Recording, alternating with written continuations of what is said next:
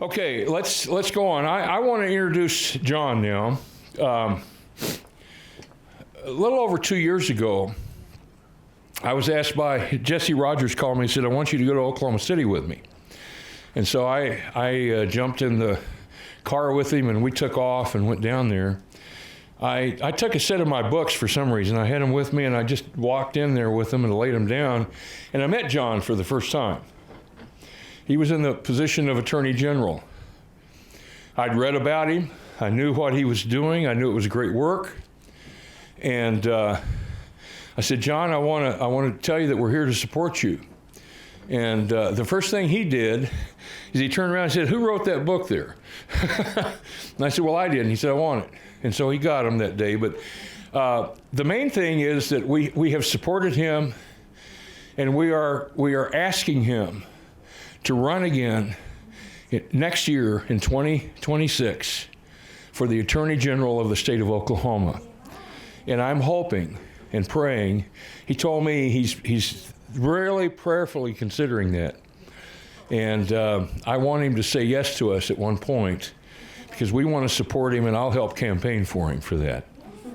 Very much.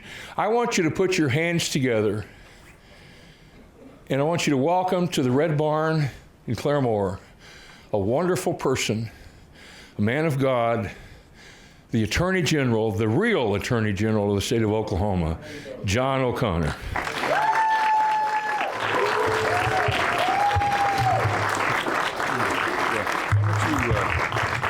Is this too high for you?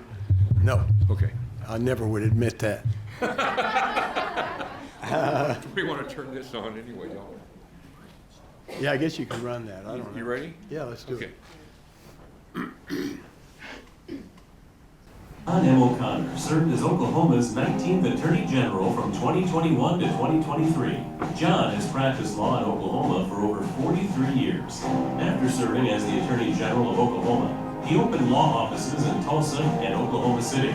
For each year since 1995, his peers have recognized John with an 80 rating through Martindale-Hubbell, the highest rating of professional excellence and ethics at which an attorney can be ranked by peers. A Tulsa native, O'Connor has been married to his wife Lucia for 46 years. They have 4 children and 11 grandchildren. In just over 17 months as the Attorney General of Oklahoma, he did not play it safe. He entered settlements with opioid distributors and retailers, bringing $444 million to Oklahoma. He charged a drug dealer for first-degree murder for selling opioids to a buyer who died. He vigorously opposed mandatory vaccines under punishment of losing a person's job. He went to the Texas-Mexico border and went down the Rio Grande River with Border Patrol agents to witness the impact on our nation of the illegal border policies of the Biden administration, allowing drugs, human slave trade, and criminals to enter our country. He issued a letter supporting doctors who wanted to prescribe ivermectin and hydroxychloroquine, even if off-label, when the patient and doctor deemed it helpful. He sued Ascension Healthcare and St. John Hospital in Tulsa for religious discrimination and immediately secured a court order stopping the hospital from firing 130 healthcare workers who had filed for religious exemptions to the vaccine. Many other healthcare workers' jobs were saved because of that court order. Within his first week in office, he joined Oklahoma to a brief asking the U.S. Supreme Court to overturn Roe v. Wade. He fought Biden administration attempts to bring gender identity men into women's scholarship programs under Title IX. He issued a letter to the Stillwater Public Schools superintendent and board advising that they did not have to let the boys in the girls' bathroom or teams. He sued the Biden Department of Education and the National School Board Association for trying to silence parents at school board meetings and threatening to prosecute them as terrorists. He joined the state of Oklahoma on the side of the parents of an Edmond student who was being illegally ostracized by the school because his parents would not allow him to take the COVID-19 vaccine. He supported efforts to get pornography out of public schools and was criticized in the media for burning books. At the U.S. Supreme Court, he won the right for the state to prosecute non-Indian criminals who victimize Indians in eastern Oklahoma.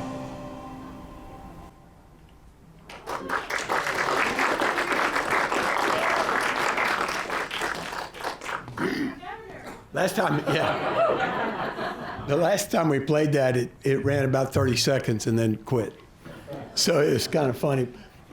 First of all, it's very humbling to me that some of you would come here because you want to meet me or hear what I have to say. And my word to you is that it was humbling for me to be appointed. It was humbling for me to be able to serve you. It was not stressful for me. You heard these things that I did. In the first 3 days I was in office, my Solicitor General came to me and said, with respect to the Dobbs case out of Mississippi, do you want to support overturning Roe versus Wade? Do you want to oppose overturning Roe versus Wade, or do you want to stay quiet? And it took me about 3 seconds to say, well, we're jumping in to overthrow Roe versus Wade. See, that was not stressful for me because the decision was just an extension of who I am. And I'll tell you a story. First of all, let me say, with respect to President Trump, you know, Lucia and I watched yesterday as well, and we were very excited for the direction that the country can move now. But as Dean said, as Wayne said, it's like crossing over into the promised land. You can conquer that town, but then you have to possess it and occupy it, right? Or if you move on, then they'll come back and they'll take back their town. And so I'm going to go over some of the areas where I think we need to not only conquer that land, but now we're going to have to occupy it. That's a critical concept, okay? We can't win one lawsuit and then think we've won the woke battle. This is a deep group of people who are opposing us, and they're very well funded. One of the things that I tried to do from the get-go, from when I first got in office, was try to find out who the head of the snake is. Because the crazier the things I would hear that the federal government was doing, I could not square those as being logical. How could we so quickly have a lobotomy as a nation, right? I'll tell you some things that came up, but let me say, first of all, for those of you who've not heard the story, when Mike Hunter resigned as Attorney General, I got a call from a guy who does executive recruiting for the governor.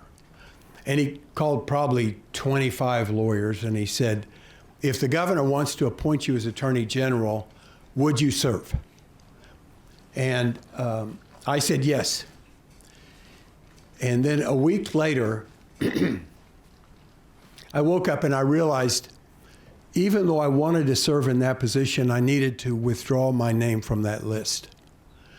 And the reason was because the governor and I had a relationship such that he could reach out to me for thoughts on people for judgeships or policy matters or for confidential prayer. And when I woke up on that Monday morning, I knew it would be easier for the governor to find an attorney general than to find confidential prayer partners. And so I called the recruiter and said, look, even though I want to serve,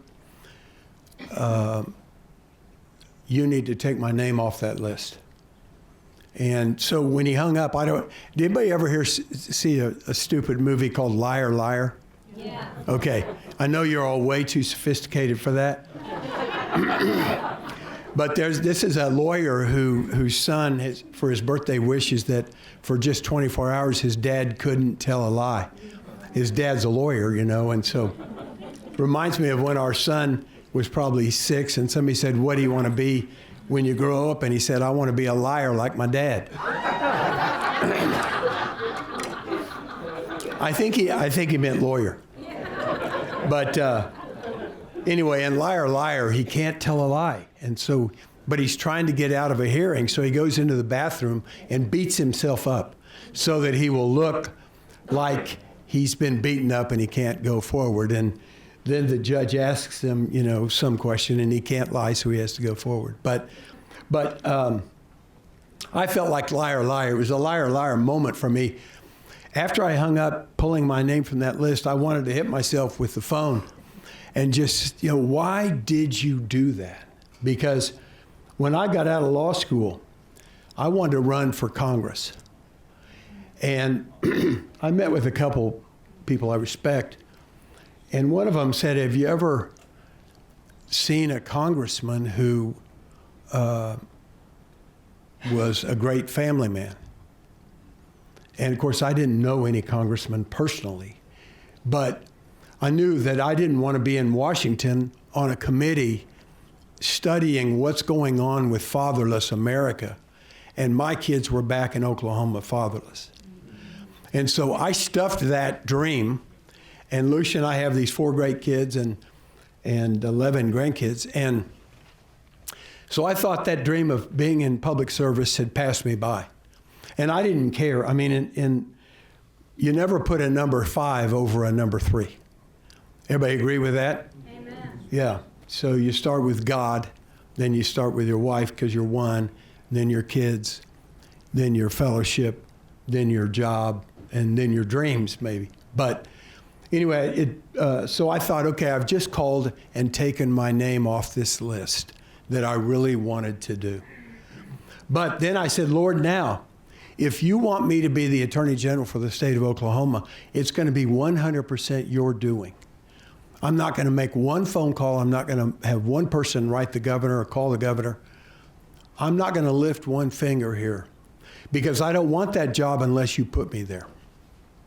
So about 6 weeks later, the governor was being criticized some for not appointing, and Lucia and I had met with a couple different good friends of mine who, one had laid out a fleece, like if a blue dog flies through the air and hits a 1930 DeSoto, at full speed. And that happened. There was blue dog all over the highway. Another guy had, flown around with the governor in a kind of a lawyerly way. And so I didn't care. I mean, I thought good for them. Whatever it is, whoever God's got in that role, that's who I'll support. But about 6.5 weeks in, I got a call from the governor. And we were driving to Oklahoma City and on a Saturday, going out to El Rito to see our daughter and her family. And he said, hey, I know this is last minute, but is there any chance we can get together? And I said, well, I'm in Oklahoma City, but I've got a full beard and I'm wearing shorts. It was a Saturday. And so in July. Anyway, he said, well, I'm in Dallas, and by the time I get back to Oklahoma City, I'll have shorts on too. Anyway, we met. He said, I know you pulled your name out, but my prayer advisors, my political advisors, my legal advisors, and Sarah all keep coming back and saying, you're the guy. Will you do it? And so I said yes. Now, that was one of the craziest decisions I've ever made because I basically gave up 40 years of law clients in order to do that, and within 10 days I was sworn in. But that liar, liar moment, because I knew God had put me there, I knew He equipped me for every decision that I would have to make. And when you have that confidence, it's not a stressful job because I wasn't there to please anybody. I was there to obey. I was there to do what we'd been taught in the scriptures. And I was there to do what we'd been taught in wisdom. And I was there to do what we prayed for wisdom for. And so all of these decisions that came up, I felt like I was in the eye of a hurricane. No doubt there was a hurricane going on around me. But in the eye of the hurricane, it was very peaceful. And so that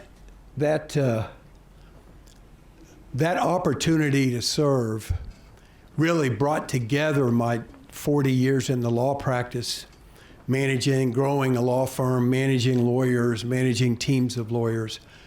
The thrill for me was I got to do it as your lawyer, as the lawyer for the people of the state of Oklahoma. And that was just incredible for me. Thank you. So, yeah. You know, we think about the people in the fire in Los Angeles right now, and I understand that Will Rogers had a house that's been burned, right? So that's a shame. And then I think of Will Rogers. One of his quotes was, he said, there is not a voter in America that 24 hours after hearing any speech can remember 2 sentences of what was said. I hope that you have already gotten at least 1 sentence that you can take out of here, which is, in my opinion, the kind of leaders that we are looking for in the state of Oklahoma are leaders who will be put there by God, led by God, obey God, and serve Him, right? Not the ones who have made deals to get there. And I really encourage you, when people are running in this next year, this is the political season. I love campaigning. I love being in office. I can't stand the game playing. It's like a bunch of 7th graders on a camp out over in Oklahoma City. And but that's the kind of leader. When you're asking and vetting somebody to decide, do I support them for governor or for attorney general or for state rep, or you need to discern who they've made deals with. You need to find out who they've committed to support. And there needs to be some non-negotiables here. What type of leaders are we looking for? Well, we're looking for some non-negotiables, and one of them is they're not owned by anybody. And I'll tell you that there is a lot of money that flows very quietly in very controlling ways in our state. And not just our state, but every state. And so you really have to get together, and you really have to ask tough questions of these candidates. And then you have to watch how they make decisions. And you need to hold those decisions, hold them accountable for those decisions. All right? So some of the things that I wanted to say, and Lucia and I prayed about this, but Lucia gives me 6 minutes to finish. And I haven't even gotten to my talk, yeah. Well, yeah, so this, the golden age of America, a new dawn, an opportunity. This is a window, as Wayne was saying, and as Dean said. Just simply electing a president does not occupy the territory. Okay? In fact, I can tell you right now there are super wealthy people who are obviously angry with this temporary setback, but they consider the Trump presidency a temporary setback. Now, I view Oklahoma and maybe Florida as the 2 states that can be trusted in America to be the freest states in America, right? Where the rights of the individuals reign supreme. And I don't have any problem with that. In my Attorney General's office, the legislature gave us $10 million to fight for states' rights against the federal government. That's a lot of money, but the legislature had their priorities right, because there's no question that the rights belong in you and me. That's the start and that's the finish of the United States Constitution, right? Amen. So do not think that the government gives you your rights, because then the government can take them away. So this is a nation where the rights belong in we, the people. We gave some to the states, and the states gave some to the federal government. And I really hope that this president is going to reorient that political system back to that truth. Okay? Now, there are a lot of great Oklahomans who were drawn to this state and are being drawn to this state because of these freedoms that we enjoy and that we will defiantly stand for. And, you know, I want to give a shout out to the 2A group, because our Second Amendment, you know, is not there so that we can go quail hunting, right? It's there because a people who is armed can stand up against even the power of their own government. Now, I don't mean to be saying that the government is coming after us, but as long as we are armed, the government won't, right? And so you know, that's the Second Amendment. The First Amendment, they're obviously the right to life, obviously the right of freedom of religion. Can you believe we live in a country, and this is one of the territories we need to occupy, where the President of the United States closed the churches and kept the bars open? I mean, and we sat there like a bunch of lemmings, right? And I saw that. And the groups like this, like city elders, are the ones that are going to send a shock wave up through our bodies that will light our blood on fire, right? What happened to us? What happened to independent medical judgment? Right? This is the doctor and the patient getting together and deciding what's best for the patient. Well, all of a sudden, we couldn't do ivermectin, we couldn't do hydroxychloroquine, and doctors were afraid. Well, since the Attorney General's office, we supply the lawyer for the DO board. And I reached out and told my lawyer advising that board, not one doctor is going to get a negative mark on their career or a sanction for prescribing those two medicines, right? And I can't tell you if they're efficacious. All I can tell you is I respect the independent medical judgment and the patient's knowing and voluntary consent to those treatments. But look how quickly society got cowed. Look how quickly we got cowed. We can't do that. Please, the next time that something crazy comes up, stand defiantly. Okay? That's just like the vaccines. You heard this, there was a family in Edmond, you know, the law said, and we had a good legislature, and they passed a law saying you cannot discriminate against a kid or ostracize a kid whose parents don't want the kid to take a vaccine. So we found that, you know, the Edmond schools were doing that with the child. And so the parents sued the Edmond school. Well, I joined the state of Oklahoma, the power of the state of Oklahoma, in support of the parents against the school district, right? And we won. Okay? So now, I say that because, again, the school district was being cowed. Then we go to Stillwater, and the superintendent is telling their board that they have to let boys in the girls' bathroom and boys in the girls' teams. And so I wrote a letter to the school board saying, that's not the law, here's the law. You don't have to do that. And I was stunned really at how misinformation in the hands of people with political authority cows sophisticated board people. This lawsuit against St. John's Hospital, they were denying 100% of the religious exemption requests. 100%. And I heard on a Wednesday that on Friday they were going to fire 130 of them. So we called their lawyers and said, that sounds like religious discrimination.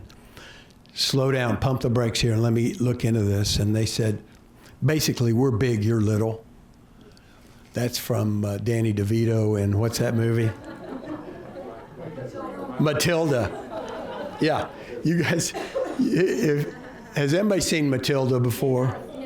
All right. I'm big, you're little, I started. Okay. Anyway, Friday morning we sued St. John's Hospital, and by Friday at 4 o'clock we had an order preventing them from firing anybody. And eventually we settled that case, and they had to bring everybody in with their jobs and give them back pay. And people all around the state of Oklahoma thanked us, including medical administrators who were being cowed into thinking they had to reject all those religious exemptions requests. So there are so many things. You know, Biden administration came out and they were going to withhold the nutrition program, lunch and breakfast for kids who qualify in our public schools if that school didn't sign on to the woke agenda. That's another lawsuit. Then the Biden administration came up with a regulation that if the World Health Organization came up with a declaration of a world health emergency, that the U.S. government could follow that declaration. Not done by any of our accountable politicians, not done by any American regulators, but by a foreign entity that could have the force of law. I sued them, you know. Yeah. Then, you know, also we sued everybody to try to stop getting our military to have to go to those vaccines. You know, the pilots said we'd rather feel sick and land our plane than be flying along and have a heart attack. Yeah, look at the cow. We got cowed again. What does your alarm bell go off when they send out a vaccine that doesn't have the data to support its safety? You bet. And then they give immunity to the companies and everybody along the pathway that's going to stick it in your body? Doesn't something begin to shout? I mean, if there's ever the use of the phrase, what the hell, I think that'd be it. But again,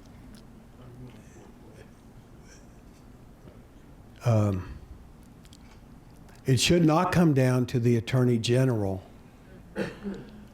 to sue the pants off the Biden administration. I think I sued him 18 times in 17 months. But the fact is, every one of you and I should stand up on our own and say, I'm not doing that. They should have to drag us away one-on-one to get us to do that. And I think that's the Republican Party Wayne is trying to build. That, you know, doesn't just jump on a bandwagon, but rather leads the band. Yeah. So anyway, there's so many things that I wanted to say as I thought about this, but the main thing was that inaugurating President Trump is just the beginning of the fight, right? And every one of us here and everybody that you know and everybody that you influence has to commit to be a fighter, not to be a person who stands back. I think we are responsible in part for the fact that President Biden could get elected if he did, right? Because we, the people, sat back and couldn't believe certain things would happen, and they did. Pastors were cowed, right? If you're a pastor and you're hearing this, and you don't say something that you're led to say because you're afraid it'll make a donor mad, I challenge you to abandon that. God's not going to withdraw your anointing because you speak the truth loudly, right? So,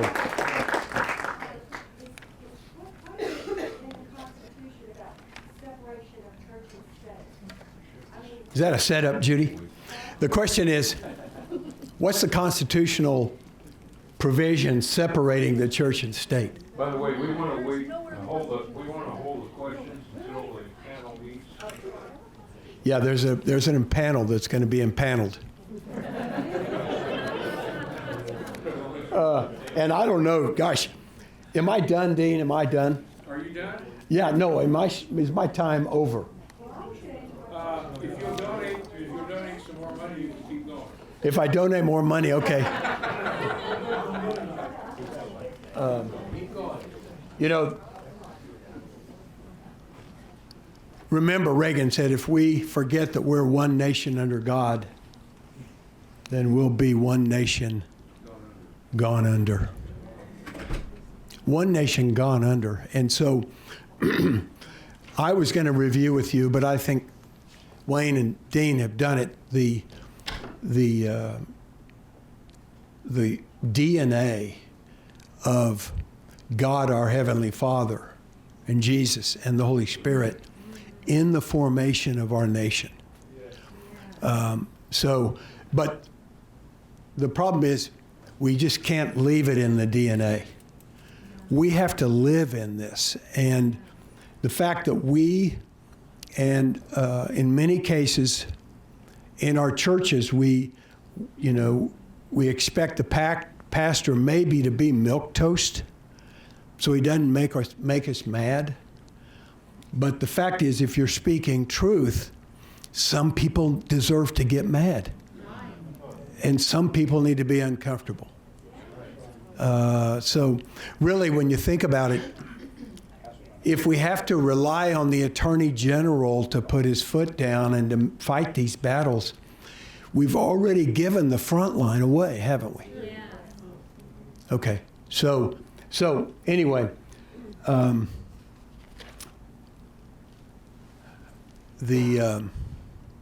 we can't look any longer to anybody else to fight our battles. We have to fight. Right. The media is lame. We can't look to the media for truth anymore. I used to think we could. We can't now. We really can't look to politicians. We can't look to the federal government. We have to wage our own battles one-on-one and then as teams, as armies, against and diligently identifying every encroachment on our individual rights that you see coming from any direction. Raise the flag. Alert everybody. I like city elders. This is a group that's trying to shout like Paul Revere. You know, it's time to go. It's time to fight. So anyway, I'm going to stop there. I could go, and of course I didn't do anything of the talk that I wrote. And Lucia told me at about 3:30 she was going to throw it out anyway. But let me just wrap up this portion by saying that we have been given a window of opportunity. You saw in the swearing in 2 different pastors leading prayer in the name of Jesus. And this window won't be open forever. We have to climb through it, and we have to stand strong. And so when you think about who you're electing as your leaders, be very demanding. Demand character. Okay, demand spirit. Demand humility. Demand wisdom. And so, thank you very much.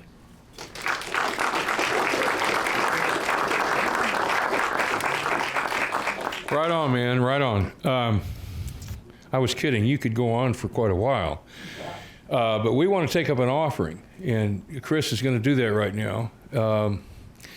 We'll let you throw in less this time, John, because you had such a great message. I'm kidding. I had several thoughts come to mind. I want to share a couple of them real quick before we start our panel. I remember my doctor telling me they actually murdered my wife. I'm a widower. That's the reason Linda and I are together, because they murdered her husband. But I remember my doctor saying, "You've got to take this vaccine." And I said, "No, I don't." He said, "You've got to do it because it's going to save your life." And I said, "No, it's not." And I stood up to him. And I said, finally, the way I got him to shut up is I said, "Look, Doc, here's what I want you to do. I don't want a placebo in your arm and something else in mine. What I want you to do is order the real vaccine in, and I'll give you the first shot." He shut up after that. One of my doctors had just given me my annual and said, "All your numbers," he said, "You ought to be so inspired by that. All your numbers are perfect, all of them." He said, "They're better than mine." The nurse was standing there, and he said, "By the way, here's some pills I want you to start taking." And I said, "Why?" He said, "They're going to help you." And I said, "Help me what?" "Well," and I said, "You just told me that my numbers were perfect. What do I need help with?" I said, "What's your A1C?" He told me, and I said, I moved the pills over in front of him, and I said, "You take them." We need to be bold like this. Yeah. I remember the story of Rahab the harlot in the Old Testament, who told the spies when they were in there, "What took you so long to get here?"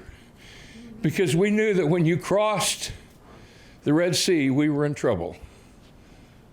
And it took them 40 years. What's going to take us so long to get going here? We need to walk through the door now. We need to walk through and start taking part in the brigades here now. We need to be going to the school board meetings now. It irritates me when I hear about all of these LGBTQ meetings that are going to be held in Rogers County. I know it's the enemy approaching again. It angers me when I hear a plan called America the Beautiful that was nothing more than a land grab, a 30-30 land grab, and that's the reason we went to the commissioners and said, you cannot pass this. And I remember when a small group of us, I pushed on them, and they asked us to come back. And two of our brigade members here were with us. And we went back and spent 2 hours with them, showing them the black and white of what this was all about. And they said, "We had no idea that was in there." And I said, "That's a shame if we've got elected officials that are voting on something and they don't even know what's in it." Right. We have to do exactly what this gentleman said. We have to vet candidates. I don't care what letters behind their name. We have to make sure that they're there to serve the Lord and restore the republic as it was originally put together.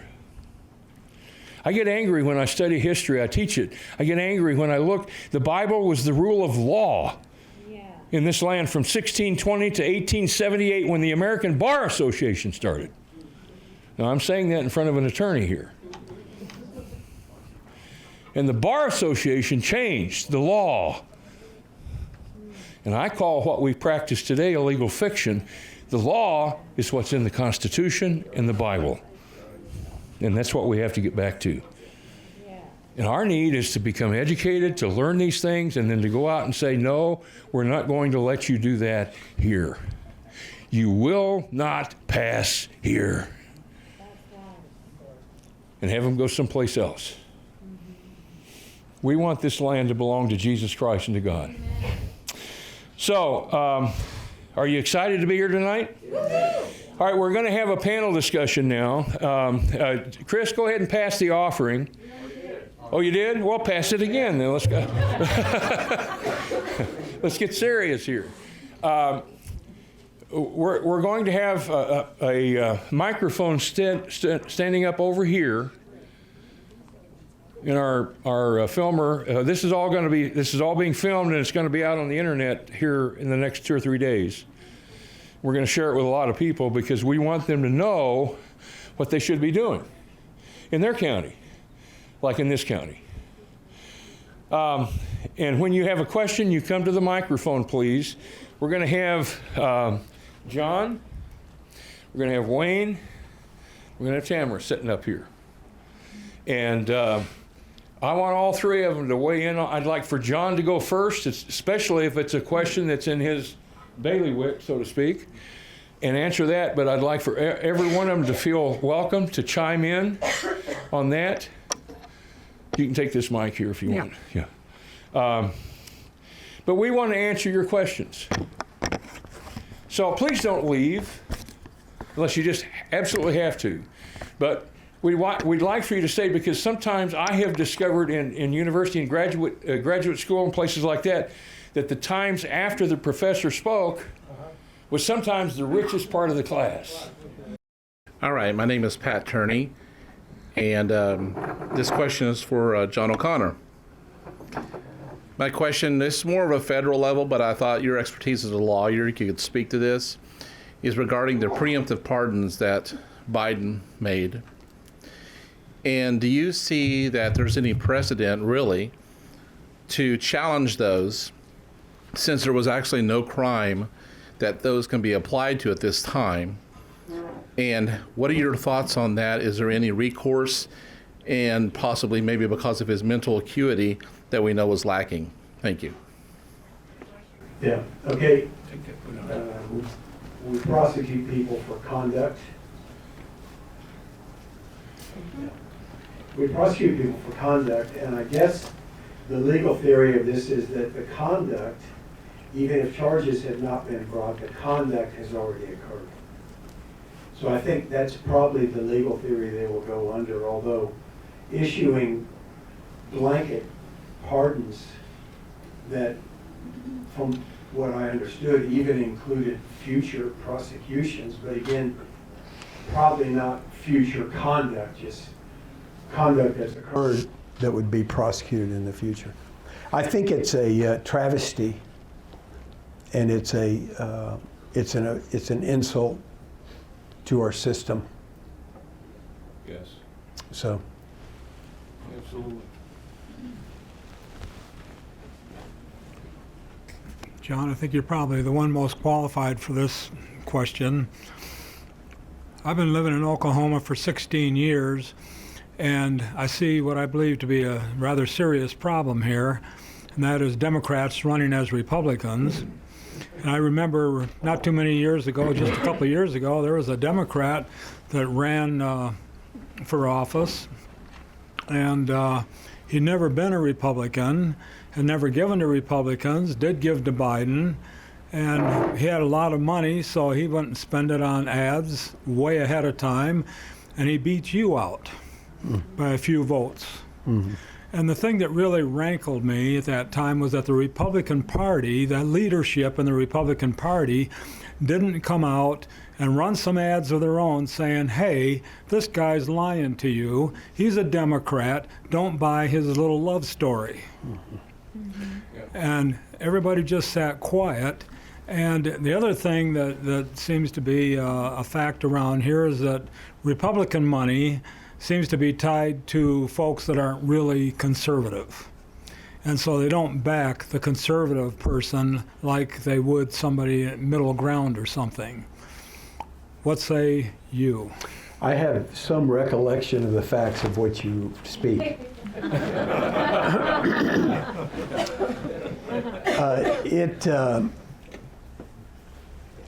It does appear to be a strategy of liberals and Democrats to register as Republicans and then hope that we all have a short memory. And all I can say is don't be tricked. There is money is the center of gravity of politics. And so in that campaign, they sent out mailers, even though I was a constant foe of President Biden. They sent out a mailer with me looking in a mirror, and it was Joe Biden's picture, as if I was, Biden. And another one where they sent it out saying that I was in charge of these birth certificates for numerous genders, which was an absolute lie. But they sent out 14 mailers all across rural Oklahoma full of lies. And somehow people like us, we don't believe the first two, but by the third one, we start to go, well, maybe this is true. And that's a problem. Yeah. So. Can I say something on top of that? There you go. I just want to add something to this. I got to listen to our current Attorney General speak at the GOP last year. He spoke for about 45 or 50 minutes, and he spent most of the time talking about how he used to fly upside down in the military over places where his commanding officer would chew him out, and then he would repeat this again. I don't think that we ought to have a lawbreaker in an office like that. Do you think so? I mean, that's the first thing that I think of, and the second thing I want to when he campaigns for governor, which he announced a long time ago he's running for, I want to go and stand in the audience. And I want to ask him a question or make a statement. Sir, I think you're flying upside down again. The problem is we people, like Mark Twain said, you don't want to pick a fight with somebody who buys ink with a barrel, because they can print stuff and people will begin to read it and it soaks into the gray matter and they accept it as facts even though it's bald-faced lies. We have to be smarter than that. Yes. We have to be. And say, that's a lie. People are starting to wake up. I can feel it, I can see it. But we've got to wake them all up, and we've got to get to work fast, I think, and take these criminals out of office. Right. We had a criminal administration in the White House, and it was really a puppet that was being directed by Obama. That's a criminal. And we've got to get rid of the communist type things. If they want communism, let's ship them to Venezuela. And if they won't take a wall here, let's build a wall around Venezuela and have them stay down there in a camp. I'm fed up with America being seized by this communist thing. We've given up education, we've given up the political offices, we've given up this and that because we've stayed quiet. We've got to start speaking. Don't be afraid to speak out. Let me address the Republican Party, the elected officials that represent us. So we have an 81% majority in the Oklahoma legislature, the Senate and the House. I can show you over 250 votes of this last legislative session and the previous legislative session, 115 votes, and these are the votes that were actually the bills that were approved and went to the governor to be signed. I can show you vote for vote for vote that a significant portion of our Republican legislators voted 80, 90% of the time the same as the Democrats. Wow. That's a travesty. It is. Can also show you where the leadership, those same individuals, vote in some of the most liberal of the Republicans into leadership. Then they say, you know what? Our bills are not being heard unless we go along with them. So there's a game that's played in the legislature. If you don't support the leadership, your bills aren't heard. I tell them you need to stand firm in your principles and go ahead and push your bills and let people know that your bills are not being heard. Your good conservative bills. This is the culture we must change in the legislature. If I could follow up a question here. I had a conversation one time with a guy named Langford a few years ago, and we talked about politics and money, because money is very important to getting somebody elected. And he said there's no shortage of money from either side of the aisle. But from what I see, conservatives never get their hands on that much of it. And so how do we change that? Where do we go for the conservatives to be able to get the proper funding that they need so they can actually be competitive? And again, why can't the Republican Party come out? Or is this just that we need to hold them accountable? And I know you're ready to answer. To hold them accountable to try and stop rhinos from running as Republicans? in 2018, there was a state representative out of Norman, Oklahoma, and he partnered with the Democrats and dark money. And they primaried, I think it's like 12 or 13 of what was called the Platform Caucus. They were the most conservative of our legislators. They defeated every one of them. Our Republicans actually did that, fellow Republicans. They're leftists, they're Marxists, all right? So money is a huge factor. But I can tell you with you all, if you will go and you will do what we're supposed to do as citizens, knock on doors, write your legislator, contribute financially to vet them first, as John was saying, vet them, and then contribute to their campaigns. There is more authority and more power in the people than there is dark money.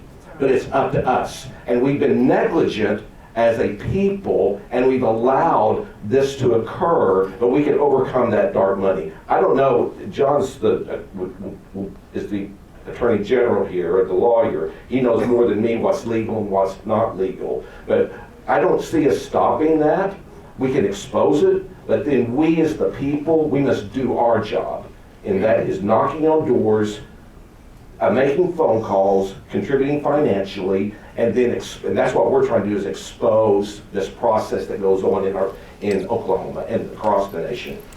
I'm going to speak from my own accord and not from the person that I represent. If we hold our legislators accountable for corporate welfare, so if they are not giving our hard-earned tax dollars to corporations and special interest groups that then in turn around on the people, right? And so if we can stop that corporate welfare and that special interest money flowing into all those corporations that do not have our best interest, then all of a sudden we've stopped some of that flow of money. You'd be stunned at how few people actually control so much money. Yeah. I mean, it doesn't take but 2 or 3 people to invest in these races, and they can turn a race, right? It's dark money. The U.S. Supreme Court said that corporations can give to these independent expenditure funds. And then wealthy individuals can give. And so we might in Oklahoma be facing Soros money in district attorney races and school board races. All right, so I think that the battle would be for the hearts and minds of the wealthy conservatives, to activate them rather than to take on the wealthy liberals who seem already energized. How do you take them on? I mean, how do you I'm not saying take them on, I'm saying, engage the other one? yeah, well, reach out to them as friends. Go by and see them. We got somebody here with a question. Yep, here we Step go. up to the mic. Go ahead. A question I have is, like you were talking about illegal fiction, and that's what we have now. The law has become so twisted, and they've inserted so many loopholes that we can't actually get justice. I want to know, can we get back to black law? Common law.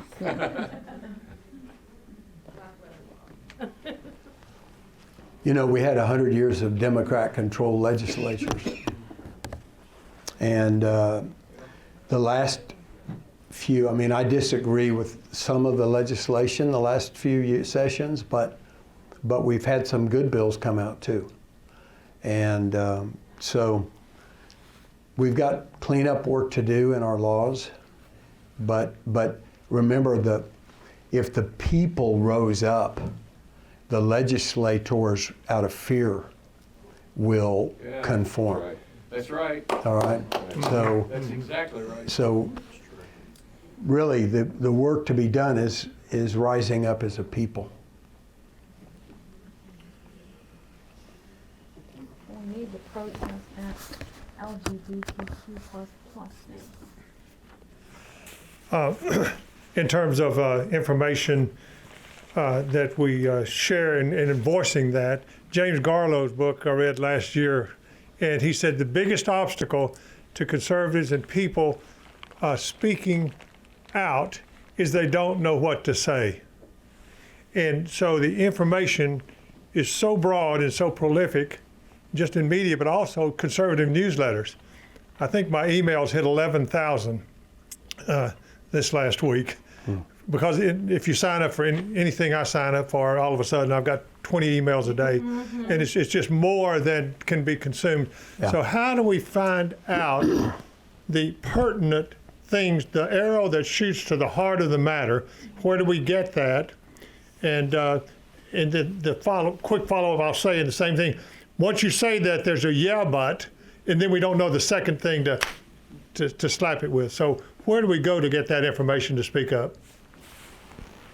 Well, I would say several sources, but first of all, I'm not sure that there's a singular reliable source for the depth of analysis that you're talking about. That's right. But I can tell you this, if you're swimming in 1 million emails or 1 million sources, you're probably wasting your time and spinning your wheels. Right. So what you would do is identify 1 or 2 sources and then focus on them. But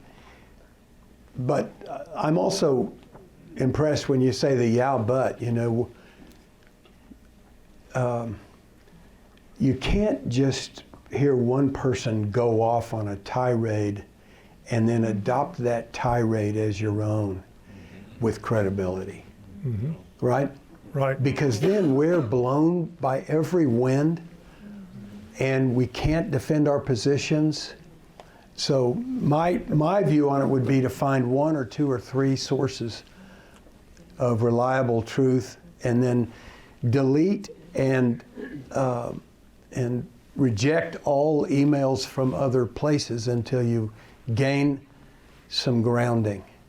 That's just my view, because right now, somebody comes up with a rumor, and it's like the telephone game. The rumor comes out, and everybody adopts it, and now they're all madder than hell. And it's false. Right. And then we lose credibility. And we spin our wheels going after a project that's... So anyway, identify 1 or 2 or 3 sources of truth, not echo chambers. And then study those and become a student of it, and then form your opinions. So we're all bombarded by these issues, whether it's windmill farms or solar farms or schools wanting to counsel our kids on transitioning to another gender or giving driver's licenses to illegals. Those are all issues that we've dealt with here in Oklahoma. We sit here and we play whack-a-mole. One comes up, we whack it down. Another one comes up, we whack it down. That's why it's important that we vet good candidates so we don't have to play so much whack-a-mole. And whenever we go there, or whenever those elected officials go and represent us at the state capitol, we know that they're going to vote the right way, and we can have that dialogue with them and that conversation, and they're going to trust us, and we're going to trust them. Their job, the primary role, is to protect our God-given rights. That's their first and foremost responsibility, is to protect our God-given rights. And then if they will do that, if we can elect people that understand that our rights come from God and not from them, then we don't have to play so much whack-a-mole. No. Just quickly, I would agree with John. You need to pick out, I would say, 2 to 4 sources that are data-driven, that you can get truth out of. Eliminate most of the others. You may want to change somewhere down the line, but you want to read some consistency. We used to do this in a group. We'd have one person focus on one element or one idea of what was happening in society, whether it was school boards or the transgender issue or something else, and they would do the 2 to 4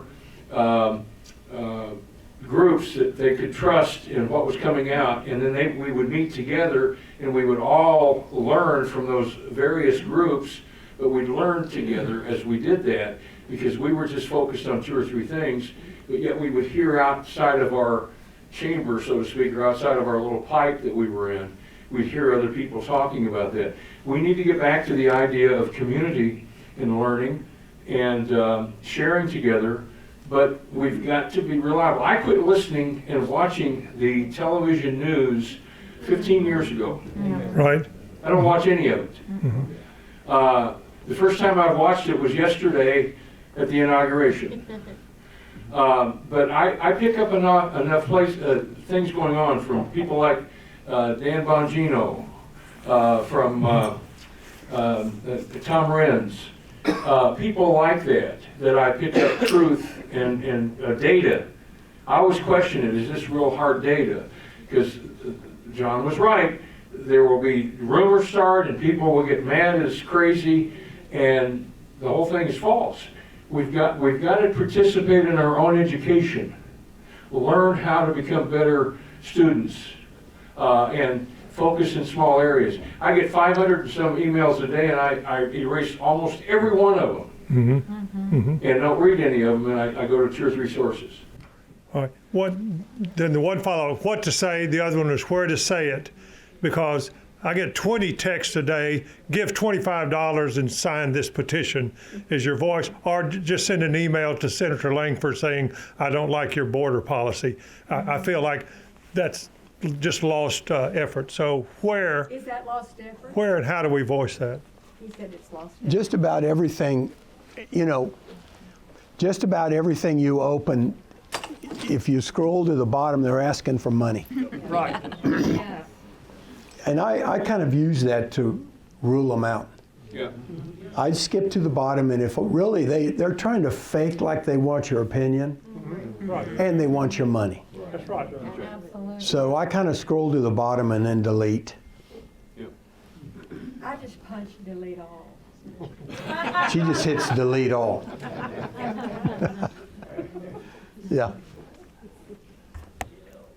Hi, can you hear me? Yeah. My name is Pat Moffett. I'm from Mays County. A couple of weeks ago, we were in the city with a rally protesting solar, wind, and batteries and all the above. And while we were there, A.G. Drummond spoke to us, and I had a question for him at the end, because I was one that could actually catch him before he left. And I will read to you the question. He said, send it to me in an email because I don't know the answer. Well, we have several legislators up there right now trying to get some policy and some restrictions, guidelines, regulations, whatever you want to call it, on this thing called green energy that we've been bombarded with. It's been, I don't know how you followed it, but we followed it very closely because it's in our county big time. Anyway, I want to read to you the question I sent to him. And you see, if you haven't got a response yet, I'm looking every day, but looking through those emails, but no response yet. Okay, I asked him, if our legislator does not act during this session, is it possible or legal for us to do an initiative petition to get some type of moratorium, guidelines, regulations, setbacks, etc., on these issues that are like the wind and the solar? Can we do it by initiative petition? Because it is very likely that we could do that per county. So he hasn't answered me, but I thought I'd just ask you. Yeah, so there is an initiative petition program that's available statewide and that you could come up with, but also in certain areas there are initiative petitions that are allowed in the county. Right now, most of those deal with taxes. There are efforts right now to restrict wind farms so that there are setbacks like 3 miles from property owners who object, or 3 miles from a school or a hospital, or there's legislation. Right now, as far as I know, wind farms are essentially not regulated in Oklahoma. Solar is in our area big time. Solar, yeah, so I'm not as up on solar, but full disclosure, I was engaged by a group of property owners in McIntosh County to oppose wind farms down there around Lake Eufaula and all that area. And so I have to tell you that. But so my view on that would be local decision making by the people who live there probably is the best deal, county by county option, to have people make decisions on what type of industry they want in their county. So Because they're turning our rural farm communities into an industrial site. I know Is what they're doing. there are lots of reasons that people object to them. One of them is the aesthetics. One of them is the species of birds that are affected. One of them is the water table. Decreasing property values. Property values. You know, those blades are sprayed with PFAS, Well, which is another element altogether. But there are a couple of bills in the legislature this time that I hope survive to give local people ways to set decisions, or which establish setbacks from various facilities. so from private, non-participating property owners, you think that we could get an initiative petition to do just that? I'm not sure that there's authority for an initiative petition at the county level, except when statutes specifically allow that, as in ad valorem taxes. When you pass, for example, Tulsa County did 4 for the county, 4 to fix the county for roads, Okay. that type of stuff. But there's a specific law that allows that initiative petition. We had one for the Juvenile Justice Center in Tulsa, a vote of the people from Right. an initiative petition. And so, but those, I think that it requires a specific statute to allow that type of initiative petition at the county level. Okay. Another thing that I've heard, and I don't know if you're aware of this, but it takes so much concrete that they have to put underneath the ground to support these windmills too. And it's ruining farm ground all around. Yeah, there are also stories about fires starting in the fields from sparks from the turbines and all kinds of reasons. It's a little bit, I say this cautiously, but you know, we passed medical marijuana because they told us of kids with seizures. Oh, And then it turns out that, you know, the kids aren't really. 385,000 Oklahomans have those cards. But the fact is, we were not ready as a state to regulate that industry when we passed the bill. And I think we probably allowed solar and wind to come in before we were prepared to regulate the impact on property values and on the environment, et cetera. John, could I Yeah. say one thing real quick? We learned, and we've got a lady here that's real good at this, Mindy, in the back. We learned as we went through this, you have to show up in big groups of people because we are always responding as if we're behind the 8 ball every time to the United Nations, the World Economic Forum, the WHO, or whatever the group is, the NGO, whatever the source is, but you have to get a crowd of people out. That you can have 5,000 signatures on a page, but let me tell you something, when she helped get the crowd out, we showed up with 280 people in front of the Planning Commission here in Rogers County. Those people started wetting their pants sitting there. They couldn't believe what was happening. They got scared. That's what you have to do, is you have to show up in numbers, and you've got to get people out. Get people out of their comfort zone to come out and stand with you and let somebody address it, but maybe 3 or 4 or 5, but you've got to get people out together to stand there, because those numbers will make a difference.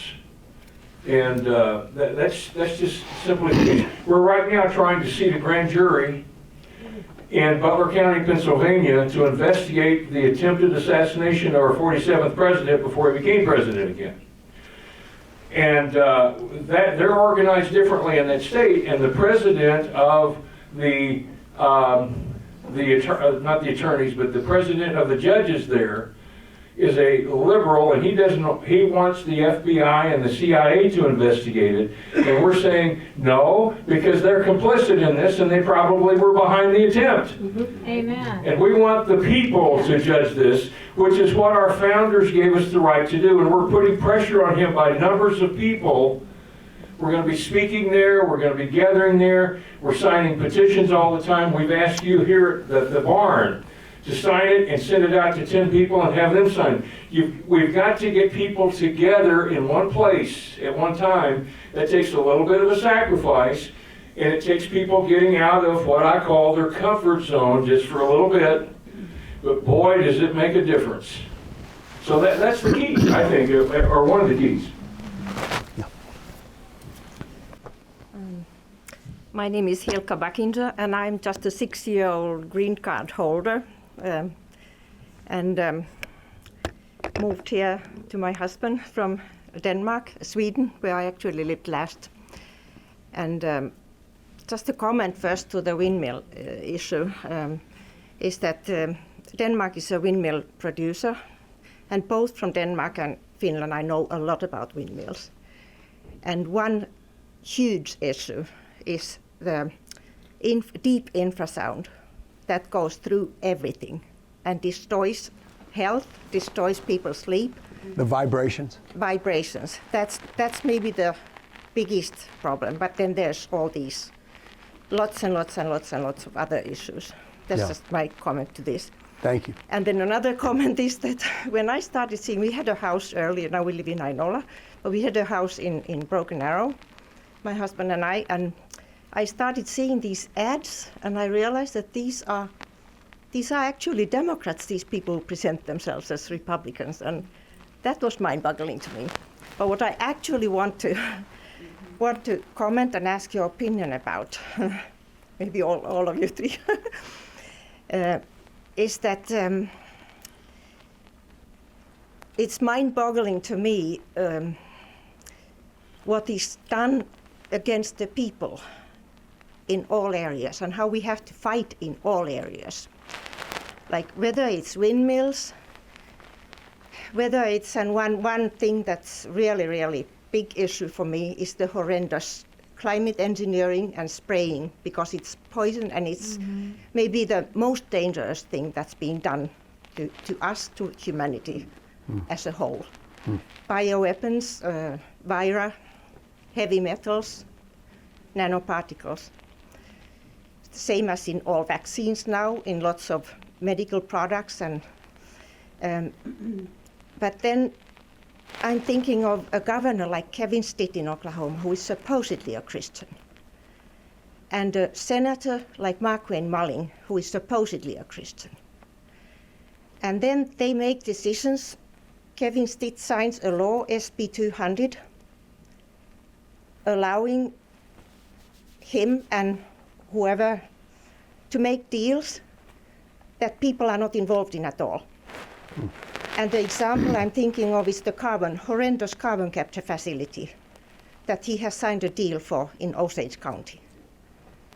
And that is absolutely insanity, total climate hoax insanity, and Marquette Mullen is involved in that too.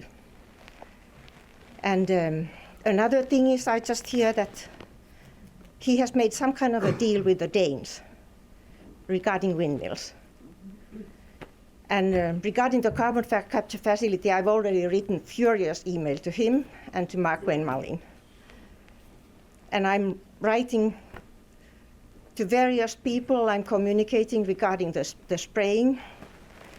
I'm communicating even with Lara Trump, with the Trump family at Facebook. I'm writing to them, and wherever I can write about it. But it's like, it's a fight at every level in every area. Yeah. And I mean, I know it's of course in the last then, like the Bible says, how is it in English, that it's not a fight against flesh and blood, but yet it feels so tough at times, that it's a fight in every area. And that's why we have to stand together. Amen. But if you can somehow, and I mean, I would be absolutely thrilled if you again became the Attorney General in our state. And I am That's right. very, very happy about hearing always you, Mr. Wayne Hill.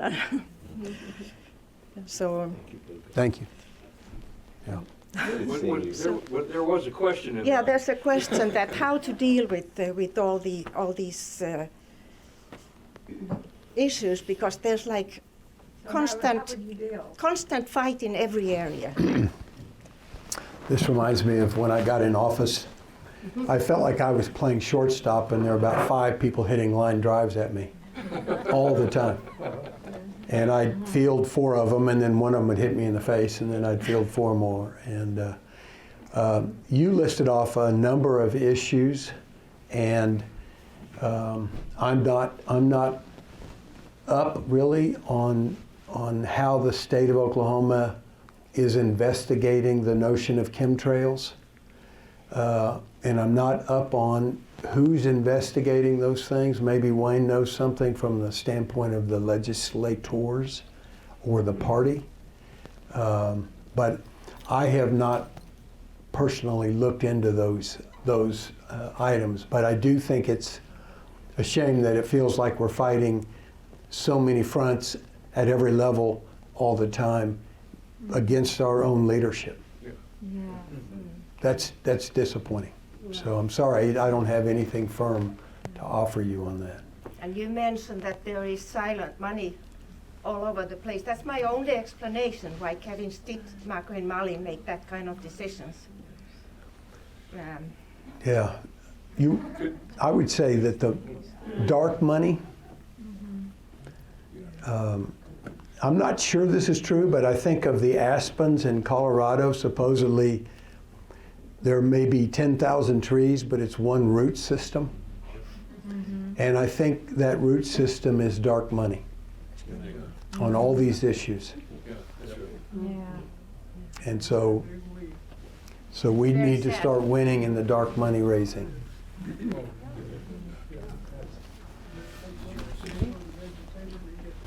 One of the things that I, come on up, Mindy, if you want to. One of the things that I have noticed in these fights, we are always responding. We're never out in front of this. Because a lot of these things are done in secret, and suddenly they appear, and they're about 2/3 of the way done. And we have to fight like we're in a martial arts match, because we're up against the wall and we have to fight hard. But it becomes easier to fight when you have a crowd of people together. That's right. We discovered that in Rogers County last year, or 2 years ago, almost in 2023. We started this group, we met in our home at the lake. We were 42 that night. And Ellen Walker stood up and said, we're going to give Dean and Linda the use of the Red Barn, which is where we're meeting. The next morning, Mindy shows up and says, we've got a problem. I didn't know about it, but she did. She researches this stuff out. And she said they're putting together a thing called America the Beautiful. It's a 30-30 land grab. So we got some people together and went to the county commissioners, and we forced them, the subject matter with them, and we had one of the commissioners that was willing to really listen to us. The other two, they were too busy with whatever they were doing. And we went back for over 2 hours and showed them in black and white what this was about. Ron Burrows, I handed him a language to use as a resolution. And I said, if you want to sign something, sign this. And he talked to the attorney, and the attorney said, I wouldn't change one word in it. And they went ahead. And Ron Burrows was interviewed on Tulsa television because of that, because they stood up against Biden, said, you're not coming into this county. They sent it to Governor Stitt. And Ron came to me in a GOP meeting, said, I'm thankful that you did that. We're going to come to you and ask you questions now, you and your group. Anytime we have something that comes up that we don't know what it stands for. We're going to ask you, do you know anything about this? We have to be there sort of as knowledge experts, and we need to be working as a group together where we can instantly pull people together as a crowd, like we did with the Planning Commission. We met with them one time. We had 135 people. They got scared and they put it on hold for 60 days. We came back when they were ready to pass it, and we had 280 people that time spilled out of the room, onto the patio, out into the street, and they didn't know what to do. And they asked us, would you help us rewrite this? And that's when we assigned 5 people in our group the opportunity to rewrite something that a professional, and I'm convinced of this, that they're on the payroll of the United Nations, Place Strategies, that were writing these plans for all the counties around in different states to meet the standards of the United Nations, and basically was their language. And they stripped out all of the sustainable language, all the riparian barriers, all the bike trails, and Missy came to me and said, there's nothing left in it, and I said, it's time to pass it then. And we did. They did, they passed it, but it's because of work of the team here that they do in putting these things together. But we have to jump up and say, I'm a part of the team. Remember Paul Revere. Remember these Minutemen that were there. They would get ready in 60 seconds to go out and battle the enemy. We have to be ready for that because we're always behind the 8 ball. If you understand that, because when we find out about something, these non-government organizations have been working behind the scenes to get all this stuff put out in place, and we find out about it later. We've got to work together, and that's why we're pleading with you folks to get involved with us. That's what we need. How many of you are going to stand with us? How many? Let's hear your voice tonight. How many? Yes, we will. According to what you were bringing up about how to stop those things, what I was talking about earlier about that corporate welfare, so all that green energy is not sustainable without the federal subsidies that are being handed out. So that's what I was kind of referring to earlier, meaning if we keep our lawmakers accountable to how they're spending money. You know, there was an election, obviously, this last November, and one of the questions, or one of the things that kept being brought up was, they're going to cut taxes, cut taxes, cut taxes. That's great. I'm so excited about that. But my question was, where are you going to cut spending? Yes. No one. No one would give me an answer. And that's just it. We are funding special interest groups, large corporations, foreign companies. All that green energy, most of it, is foreign companies. And so those are the things that we need to hold our legislators accountable for. Stop the spending. That means smaller government. That means we can cut taxes. And so we're all about smaller government. That's when we get our power back. I have a question. Hold Judy. You gotta get in line, babe. I have a question to go along with this. It's not a new question. John has got a fightable thing. There's a line. If I answer Judy, do I get Steve mad at me? We'll be mad at you. That's what. You'll be mad, yeah. I wanted to touch on her thing about the chemtrails. We actually have a representative, I believe, that has authored legislation for this session to stop the Weather Modification Act inside Oklahoma. Who is that? Yeah. So to touch on what Tamara said, what Wayne said, what Dean said, how many people have even called their legislature or even met with them once since 2025 started? That is the biggest issue, is we have some great legislation that's sitting there in committee that doesn't get moved because people don't call. Now you have liberal Marxists that blow up their phones all day long trying to get unconstitutional bills passed. We're not doing our job. We're not doing our civic duty. Anybody can go to oklegislature.gov and look at the agenda for the day and what bills are being heard. But if you're not talking to your senators, your Oklahoma state senators, who you can meet with locally on a regular basis and sharing your concerns, you are failing at your job. Plain and simple. You can't change anything if you're not talking to your lawmakers. How do you hold them accountable? We're a red state. you get involved in your local GOP, because when it comes time for re-election, the GOP is who's helping the constitutional ones get elected. If there's none of us there to do that, the establishment and the dark money is going to win every single time. It's history. I want to piggyback a little bit on what Tamara and Mindy are speaking about. If we as a nation have really concentrated on the federal government, we always talk about the federal government. We have 7 elected officials that represent us in Washington, D.C. from Oklahoma. 5 congressmen and 2 U.S. senators. We have minimal impact at the national level as a state. We're a low population state. I'm not saying that it's not important to be involved and knowledgeable about national politics, but in Oklahoma, we can touch and affect every single state legislator from someplace within our border in Oklahoma. So we all have much more authority, and if we will actually look at the 10th Amendment, the 9th and 10th Amendment of the U.S. Constitution, the authority resides with us, the people, and also the state.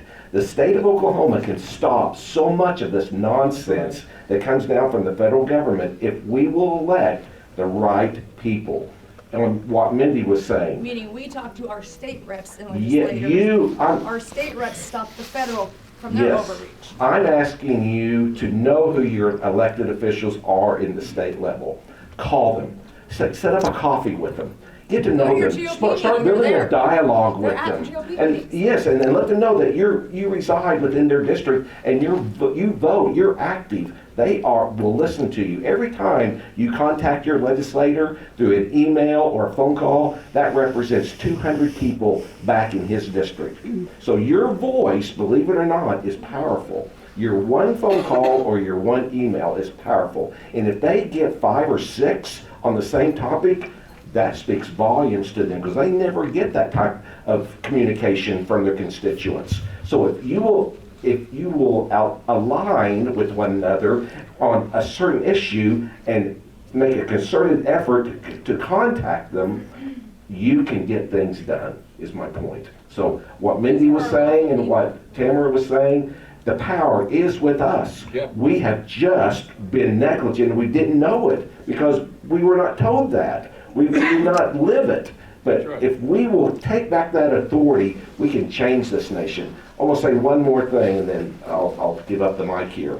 Benjamin Franklin said, he was addressing the Continental Congress. I said, sirs, the longer I live, the more I understand this central truth, that God governs in the affairs of men. If a sparrow cannot fall from a tree without his notice, how can an empire rise without his blessing? Ladies and gentlemen, we must get on our knees. And I don't mean to sound preachy here. That's not my intent. But we must get on our knees. And we must ask our Creator, our Heavenly Father, Jesus Christ, please forgive us as a nation. We have abandoned you. We have taken you out of our government. We've taken you out of our schools. We've taken you out of our lives. Please forgive us as a nation. Please forgive us personally. And then what we do is asking for his blessing again, that he restore this nation, and then we get to work. It's prayer and action. Prayer and action. God never did anything miraculous until he requested something physical first. We must do something physical and show him that we're serious about obeying him. So there is no friend of the Constitution except the people. Now that was a quote by somebody. Does anybody recognize who wrote that? Thomas Jefferson? Thomas Jefferson. There's no friend of the Constitution except the people. So the spiritual war is real. It's written down in a book. Maybe everybody knows that, but I've grown up in a nation that is scripturally ignorant. Yep. And I know that as a fact because I didn't open the scriptures until I was 30 years old. So half my life has been scripturally ignorant. The other half has been scripturally eye-opening, mind-blowing experience for me. Hope you've had the same experience. I want to go back and beat up the dark money issue again because it's something that's really bothered me for a lot of years. I'm the guy that's been told for the last 30 years that you're a conspiracy nut. Well, for about the last 5 years, the same people have been coming around saying, you're not as crazy as we thought you were. So there's a good sign coming around. But Senator J. Rockefeller said in the chamber or in a hearing or whatever in the 1990s that we would have been better off if the internet had not been invented. Yep. And what he was saying was, my club is getting discovered. Yeah. So and I've read the books, and like you said, I thought that was a great analogy, the aspen trees, how it's all connected. I absolutely believe that. Yeah. And that's what a lot of conspiracy theories look like, is nutty people like me. Somehow it sure appears that these things are connected, but we don't have all the pieces of evidence to prove it. So the dark money thing, I agree with all the activism. We've got to be active. We've got to be on the ball there. But is there a way that we can, a picture will tell 1,000 words, a good spreadsheet will do the same thing.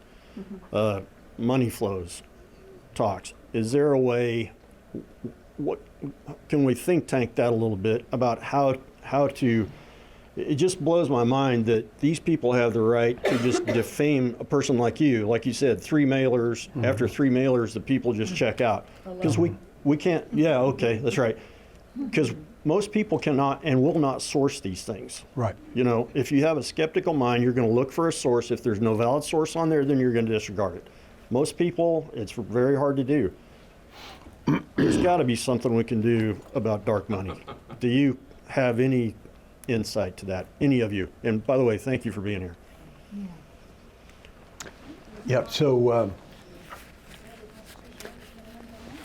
the dark money piece really is a decision from the United States Supreme Court, and this court, pardon me, would be in a good position to re-examine things. They've done that. They re-examined Roe versus Wade. They re-examined the McGirt decision 2 years after they rendered McGirt in a case called Castro Huerta. And but a case has got to get up to them for them to look at that. But it emanates from the fact that if there are 5 individuals standing in line, or 7, they each have the right to free expression. And if those 7 people form a corporation, they don't forfeit that right of free expression simply because they bound themselves together in an entity. That's the root decision of Citizens United. And so it's really a free expression deal, which is and almost basically says it's the wild, wild west. Who's got the most money is going to win. The Congress could pass laws making it requiring that they disclose their donors. That would chase a bunch of people who like to throw money at something, but they don't want to be known for standing for that. It would also tell a lot of us, when we're looking at who to elect, who's behind all that campaign money that's helping them. Right. Imagine how honest that would be if you got to know the source of the money in those campaigns. Absolutely. The Congress could do that. The Congress, generally speaking, makes money from dark money. Not every one of them, but if you're looking for their will to change and go upstream against big money, that almost seems to defy political gravity. But that's where you would start on the dark money deal. The other thing is the Indian nations. Money comes from the federal government into the Indian nations, and it's supposed to be auditable, but I've never seen one. Wow. And I wonder where it all goes. So the state powers would not have some kind of pushback here if that was exercised. Is that an avenue, or not so much? Well, if you had I don't think it's ever been tested. I don't think any attorney general has ever gone after the money that goes into the Indian nations to see where it goes out to, and then how it makes its way into political contributions. So I don't think that's been tested. But I know that the dark money, that's a federal decision of the U.S. Supreme Court, and then the tax code allows certain types of entities to be formed that can hide who give them money. And so but if you want to start now on your U.S. senators and your congressmen, start, the problem is you have 75 issues instead of one. If everybody here got behind one issue, you could really raise a ruckus about it. But when you hit them from 75 different angles, each of them being a small angle, you're probably not going to get a lot of attention. Right. You can, yeah, I don't know how to get that on. There we go. You can notice like who is voting for things such as who was it that was making sure that all of us were receiving those shots, right? That money, when they were insuring that, they were literally giving the money to Pfizer. You get that? And Johnson & Johnson. So when they made that a mandate, they all automatically raised their revenue. Well, who in turn is giving those politicians money to make sure that they are being elected? And so you can kind of, I'm kind of using that as an illustration. Mr. O'Connor mentioned the tribes. We federally give billions of dollars to the tribes, and in turn, they turn around and put it in the political system, and they get elected according to what their special interests are. And so, you see how the money's flowing now? Sure. I mean, it's through the pharmaceuticals, it's through the medical care, it's through the tribes, it's through green energy. You go on the state website to look at the campaign contributions. GuardianOK.gov, I believe is what it is, but you can look and see who's contributing. Tamara, will you report it for me? Well, at the federal level, though, with this dark money, though, Mindy, they filter it back and forth through all these different entities. Right. So it's hard to find out where that money is originating and how it flows. Mindy's really good at finding. Yep. The FEC, but I mean, those are two places, basic places to look. FEC has the federal, Guardian has the state, and if they're strictly supported by PACs and super PACs, it's kind of self-evident that so money. Well, that's a good end. All of this is good talk. Let's move on with some of the other questions because we're going to run out of time eventually. But we need people that are interested in this. When I'll just say this: when we discovered we couldn't get a crowd out, but when we discovered that when we told them you're going to lose your property if you don't get involved in this thing. Well, the people started coming out. They got involved. We've got to raise the awareness among the American people who tend to be lazy. They're like water. They will just float along, and I'm too busy. I got a ball game to go to tonight, or this or that or the other. But hey, if I'm going to lose my property, maybe I need to get involved in this. And that's one of the things you've got to leverage people in. Go ahead. Okay. Well, a couple things. Number one, real quickly, I believe the Supreme Court in 1913 ruled that if you accept a pardon, you accept guilt. I don't know the case, but it was in the Gateway Pundit, I believe, yesterday or today. Okay, the other thing is I haven't heard anything since the election on election integrity. I'll just let that sit for you guys. The other thing is on the dark money. There's a system out that can show you every single donation, John, that was given to you or your opponent. You can track all the dark money, everything, right back to its source. There's two things involved here. Was it legal or was it illegal? What do you do if it's illegal? There's a system that can do that. So when we talk about dark money, we don't know this, we don't know that. I completely disagree, and I can prove it. So what is that source? Just go ahead and tell us. Okay, a source is called a system by Omega 4 America called Fractal. And Fractal has Fractal. Fractal is a well-known system. They provide the front end for the TSA no-fly zone.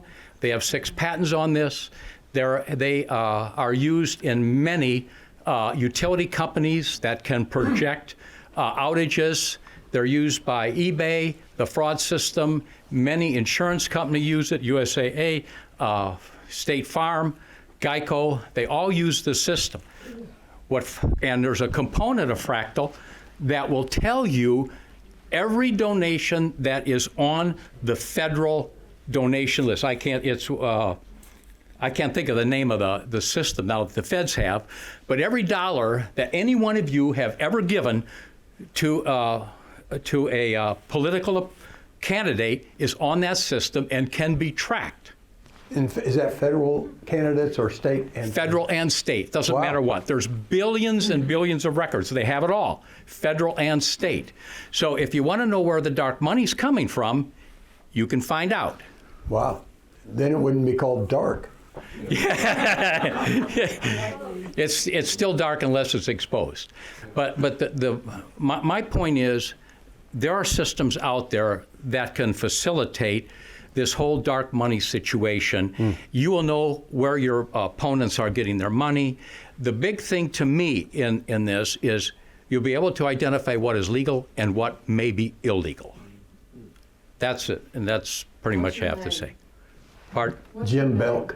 Yeah. Jim what? Belk, like the department store. Number, your address. And your Visa number. Yeah, Visa number, yeah. Thank you, Jim. Jim and I got involved in this Fractal thing about a year ago.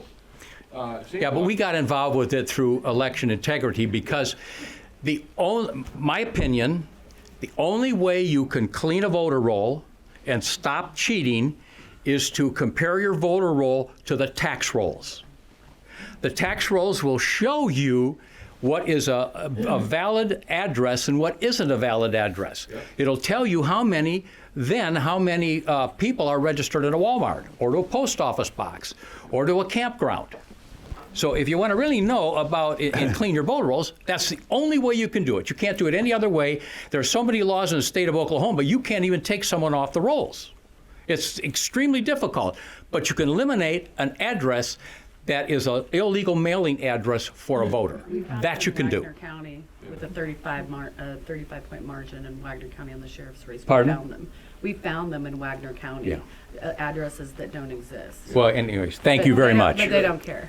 The problem is Thanks, Jim. Next question. Hi, I'm Shana. I'm from Wagner County, and I just want to say thank you for filing the cases that you did, the 18 cases you're talking about. Those were very scary times, and I feel like you definitely made a difference with what you did. Thank you. It leads me to believe, and based on other podcasters I listen to, that fighting back through suing people is a very beneficial way of fighting. But it costs money, and it costs a lot of training to know what to do to file a case. So my question is, what is it that we need to know about the law to file our own cases? We are all dealing with our own rights issues, and I think a lot of people would fight more if we knew how. Yeah, so in the Attorney General's office, there are 12 units divided to help people. There's a consumer fraud deal. There are lots of different units that you could complain to in the Attorney General's office, and then you're not paying a lawyer to fight that fight. You also have a district attorney that you can go to, and who knows, it depends on if the district attorney is... She's in Wagner County. Wagner County? Yeah. Yeah.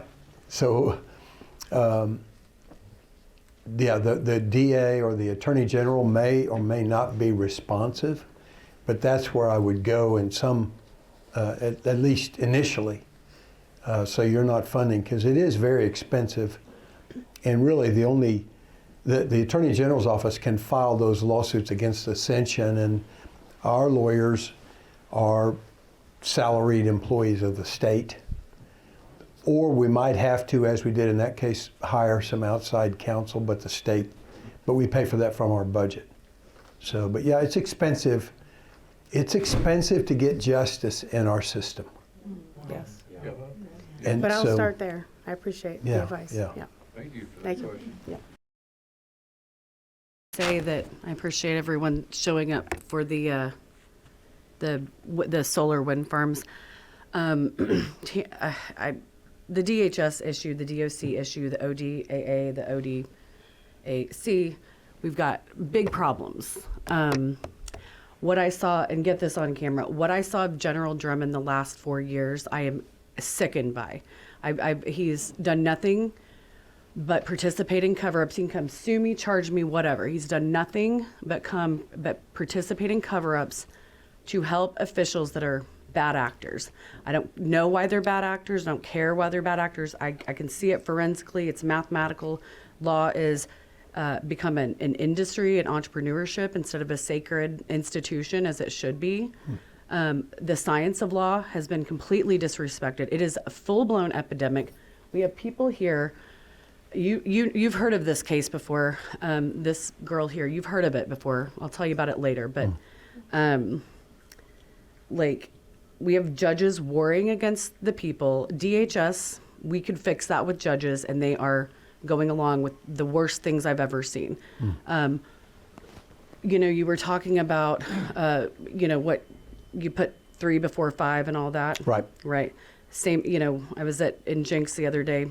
Pastor was talking about God first, family second. I say community third. He missed that one though. But I think we need to really be getting out here. They are.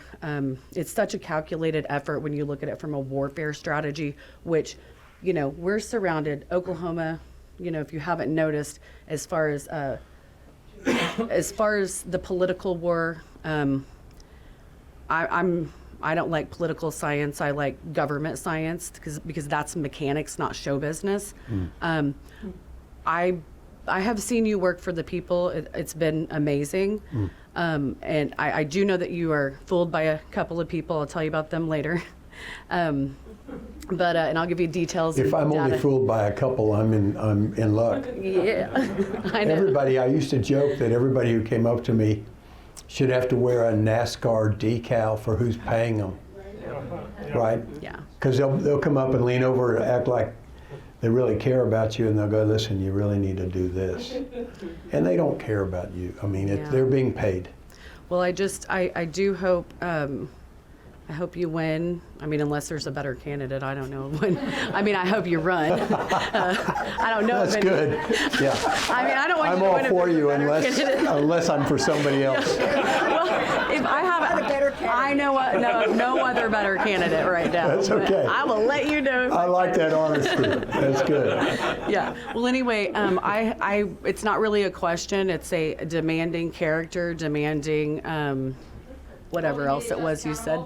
Holding DHS accountable. I mean, this is horrendous. And you know, I keep getting pushback from these child advocates, and I'm like, well, that's weird. I've never even seen you out in the field. But they're saying, you know, oh, well, it's not DHS. You know, we need to fix that with policy. It's not or OHS now. You know, we need to fix that with policy. It's the judges. Well, I have zero doubt it's the judges. What the membership of the Bar Association is completely out of hand now. I don't know what's going on with the law schools, but they don't know any of their history. They don't even know who penned the Constitution. They don't know about the 14th Amendment or why it was, you know, submitted by, I think it was Howard and Bingham. But it's just out of hand now. I mean, to the point of slavery. It's a slavery institution now. At least the family court racket. Anyway, that's all. I'm always anticlimactic at the end, aren't I? Can we go on to another Yes, question? My question is there an independent committee that reviews these green projects coming into Oklahoma? And the reason I ask this is because, you know, I was in construction management for years. When I graduated college 20 years ago, they were really pushing the green stuff on us, right? And I remember I was working for a company, and we were building windmills out in western Oklahoma. And I said, let's figure out the carbon footprint on all this. and what it costs to build them. And I remember asking my boss, this is taxpayer subsidized. And I said, well, why are we subsidizing this? And he goes, well, you know, the federal government or the taxpayers subsidize it, and then we spread the money around. I said, so basically we're kind of laundering money because the taxpayers are subsidizing it. It's pure profit for the company, and then they give donations to everyone they need to give donations to. And I said, so if this, why don't the companies just build them? And they said, well, it's not feasible. A company is not going to invest in a windmill that makes them no money. And so you kind of asked the question, why would government do this and pass green energy? And I think it's that they simply don't know. You know, it's like I was told every house after you graduate college in 5 years will be metal studs. And that was a big push from the federal government. And I said, that's insanity. It doesn't make any sense. The carbon footprint of a metal stud versus a renewable energy source like a wood stud, it's a no-brainer. But the federal government was pushing it. And so my question really is, you know, we get these promises like when Canoe came in and said, we're going to do all this. I said, it's a con. It's a con. It's going to be bankrupt. They're going to take all this federal money and they're going to leave. And people said, well, that's, you know, oh, that's not going to happen. And it happens every time. And I feel like our politicians are hoodwinked by this. They get promised all these great things like this battery factory up in Oologah that was going to be built in the floodplain, which did get defeated, by the way. Good. And you know, we get promised all this stuff, and I think our politicians get promised it, but I don't think we have any way to verify that, because the deal up there is we said, you're telling us this stuff, but we have no way to verify it. We're taking your word. And I think that my question really is do Oklahoma politicians have a way to verify these green energy projects and what these companies are saying, so we're just not getting fleeced out of money all the time? John, can I say something before you answer that? One of the things that I've noticed, at least, I worked in engineering for 35 years. Yeah. And one of the questions I always ask is, what's the payback, for example, on a windmill? Yeah. There is none, because it costs more of a footprint to build the thing than it will ever produce 100 times over. Yep. Every time. It won't happen. So it doesn't make any sense. The second question that I am led to, well, then who's pushing this? It's always the opposition. It's always the Marxists, the communists, the one worlders, and people like that. I'm opposed to them. Yeah. And so I stand in opposition to that immediately. Now, you may all not like me for that, but that's tough, because I'm going to stand against the one world government people every time.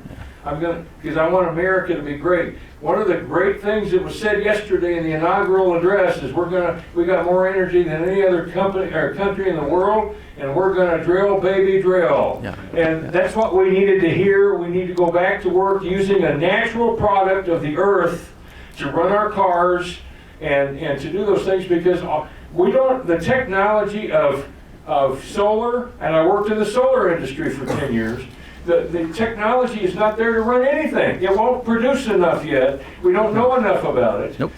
We don't have the technology there, and certainly the wind, you can't put little propellers on top of cars and go anywhere. It won't happen. Yeah. The dream that the liberals have of having bubble cars with vapor coming out the back like the Jetsons had was just a pipe dream. Yeah. And they started believing that stuff. Yeah. You have to use something that comes out of the earth that is a footprint. All of these liberals who pump this stuff are leaving huge footprints in the ground because they refuse to not fly their jets around. They always have these big SUVs that they're driving around. They're always spending more and burning more oil, but they don't want you to have any of it. So I just wanted to say that. It doesn't really answer your question, but it's a very simple answer. First of all, who's pushing it? Yeah. And when George Soros is pushing anything, I'm against it. Yeah. Yeah. I used to say as a young pastor, I didn't know where to stand on an issue. I would go and find out what the ACLU said about something, and I would stand on the opposite side, and I knew I was right when I stood there. Because they are always against what's true, every time. Well, I would say part of what you bring up is a fault of our legislators. Okay. Because they should be examining this research. Yeah. Unfortunately, many legislators, you need to look at where their money came from, and then you'll figure out what they're speaking out against and what they're speaking out for. That's right. And the second thing is, most of them, they're not most, a lot of our legislators, their number one goal is re-election. Yeah. Right? Yep. So they feel like Have a we all price. send them to Oklahoma City, number one, to get reelected. Yeah. And that couldn't be further from the truth. So what I would recommend that you do is, and I liked what Dean was saying earlier, recently Creek County stopped or delayed a big transmission line because a lot of people showed up at the county commission meeting. What I'd recommend that you do is that you form an army that will focus and all show up somewhere.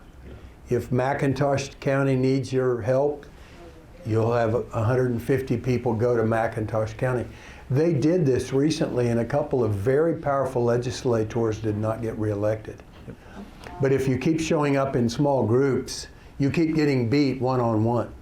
Yeah.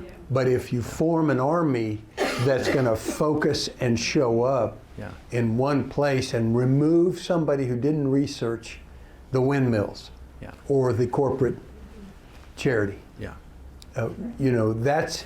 that's how you leverage the energy of the people who study these issues and then show up, because you can actually replace, now that a couple of very powerful legislators did not get elected, they got primaried. Yeah. Now everybody will shudder a little bit if you start to show up. That's right. Yeah. Right. But and that's until what you happened do tonight. that, that's re-election and donations are the drivers. One of the key questions about the battery factories that they want to put in, and I asked the question, who owns this? Guess who's the biggest owner? China. They own 80% of the stuff in the world. I'm opposed to that immediately on this soil. And you said something great, because you said talk to your representatives, and I talked to one of our representatives when the medical marijuana thing came up, and I said, look, if this thing passes by state question, the legislature in the state's going to have a limited amount of what they can control. And I said, if you let this pass by state question, what's going to happen is the drug cartel and the CCP will own it. They will run it. And you'll be trying to push them out of Oklahoma for 10 years. And my state senator said I was nuts. He said, do you think the Chinese Communist Party would ever come to Oklahoma? I said, they're the largest employer in Wichita. That's right. And I said, Textron is a Chinese-owned company. And, Chinese-owned companies are 51% owned by the CCP. There is no private ownership of companies there. So if they have a company here, they own it there. That's right. And I think that's why you need to vet good candidates, because exactly what I told them, if you don't stop this now, the cartel and the CCP will run it. And that's exactly what we've seen. And he laughed me right out of his office. Well, you need to get the last laugh. But I mean, that's the truth. So I really feel like that's why we need to vet those candidates. That's right. Because they'll laugh you out, Thank you, sir. Next question. Hi, I'm grateful for the opportunity, first and foremost, to speak with you. Spontaneously got the information that you all were here tonight, and so now I'm like, I have a situation that's occurred for a decade now, horrific, a family situation, if you will, in the system here in Rogers County, and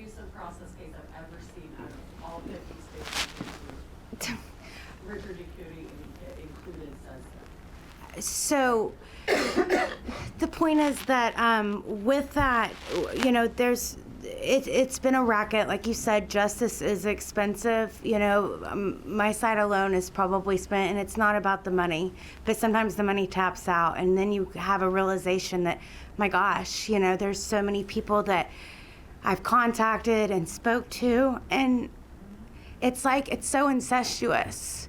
And it's not because what they're seeing are not facts and that there's proof of that, but it's all a racket. You know, there's no oversight. And for example, I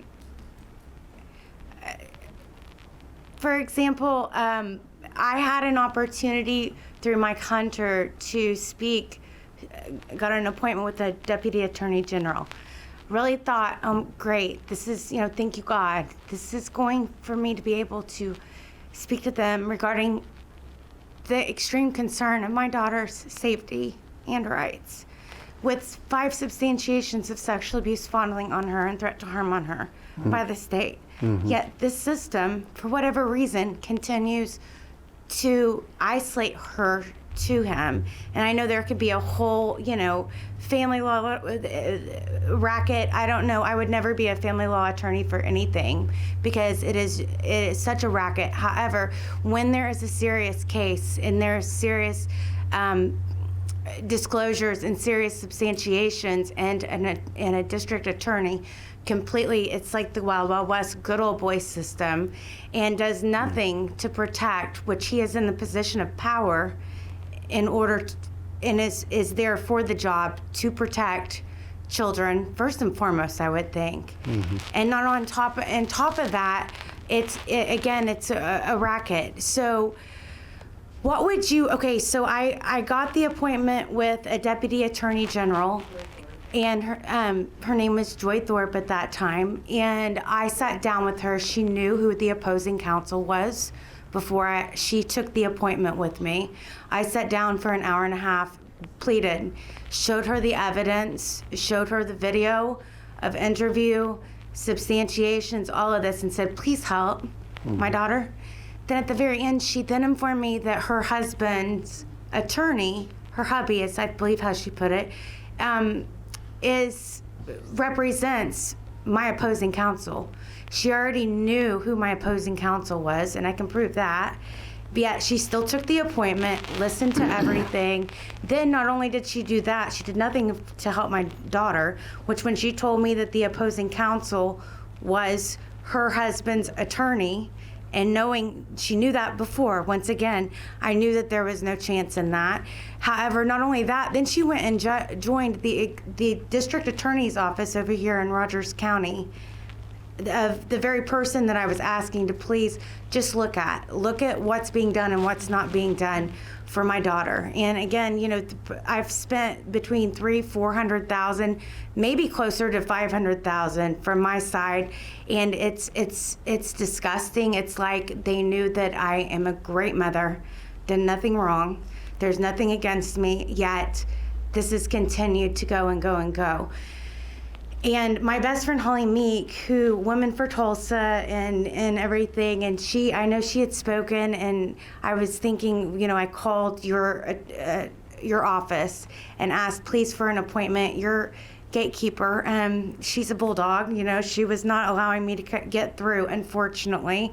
And she said that you, as an attorney general, you do not deal with district attorneys' offices as far as being an oversight or having anything as far as to do with making sure that a district attorney's office is operating correctly, there's no corruption. So is that true? Yes or no? Like, is that true that the Attorney General's office does not get involved with a district attorney? So you said a couple things. If I may. First of all, you know, district attorneys are elected in their counties, and so they're kind of the apex for law enforcement in that county, the sheriff and the district attorney. But you also use the word corruption, and so if I were attorney general and somebody was accused of corruption, then absolutely my office could look into that. And we have a grand jury. We can investigate those things. So yeah, so there's not a straight line up a chart to the attorney general, but there's a straight line for corruption allegations anywhere in the state by any public official.